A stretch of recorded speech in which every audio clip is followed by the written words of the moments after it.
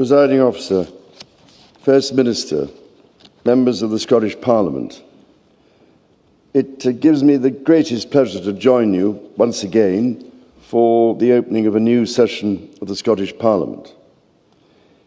From its proud history and treasured customs to the remarkable beauty of its land, it is the warmth and spirit of the people of Scotland that leave the deepest impression upon us and continue to inspire our admiration.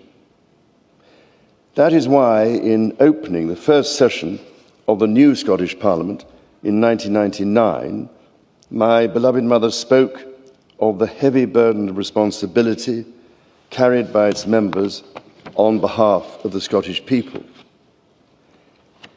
Ever since, this Parliament has stood as a powerful expression of Scotland's democratic tradition. As you assemble to begin this new session, you do so at a time when many across the land are struggling and all of us are facing an uncertain world. I know that you will be keenly aware that the decisions taken in this chamber will be felt far beyond its walls. In a global situation of rapid and seemingly accelerating challenge, there will inevitably be some aims which can be attained and others, even with the best efforts, which will remain ambitions only. But while the outcome might not always be yours to deliver, the manner in which it is pursued lies always within your power. With that in mind, and in the knowledge that you are custodians of the democratic traditions long nurtured in these islands, traditions of which the honours of Scotland set before us are a powerful reminder, let us continue to show by example that debate can be carried out with respect and courtesy, that disagreement is possible while honouring one another's dignity, and it is recognised, whatever views may exist as to the means, that all those engaged in public service are seeking the same end, the good of the society we serve. Of course, as well as looking to this Parliament as an example of civil debate, people across Scotland look for leadership and for practical action to help to build a fair, resilient and prosperous society. Meeting that expectation demands resolve, cooperation and an honest, unwavering focus on the priorities that matter most to those you represent. Part of that work involves protecting Scotland's extraordinary natural environment.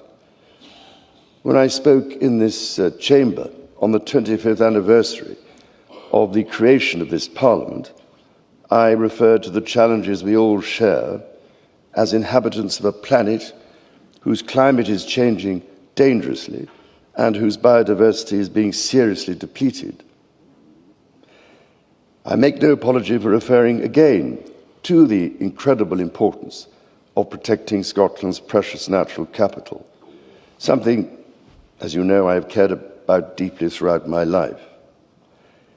It has long been my most fundamental belief that the natural world and human communities are not competing interests, but deeply interwoven ones, that there is an essential harmony between the health of our planet, the natural systems on which we depend, and the health of the people that live upon the earth.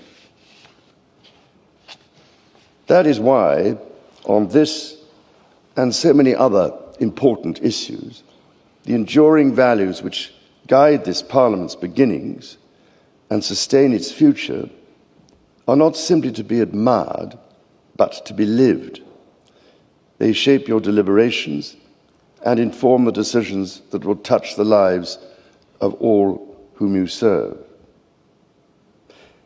Indeed, it is through the consistent expression of these values that Scotland has built its reputation far beyond its borders. Presiding Officer, when I was in Washington, D.C. recently to help celebrate the 250th anniversary of American independence, I was reminded of the strong and enduring links which exist between the people of Scotland and the people of North America, and the regard with which the Scots are held across the Atlantic, perhaps even now with the Tartan Army in the United States. Not just for their rich culture and friendliness, but also for the ingenuity and determination that have made their mark on the continent. Indeed, the American philosopher Herbert W. Schneider famously called the Scottish Enlightenment probably the most potent single tradition in the intellectual formation of early America. As I look around this chamber today, I am especially pleased to see local heroes from communities across Scotland. You will know better than I, ladies and gentlemen, that the term local hero is not merely the title of a fondly remembered 1980s film. It is also a term rightly applied to these individuals here today, nominated by members of this Parliament for their dedication and service, who exemplify the very best of civic spirit and the very best of Scotland. They have every reason to take pride in their achievements, and the Queen and I very much look forward to meeting them.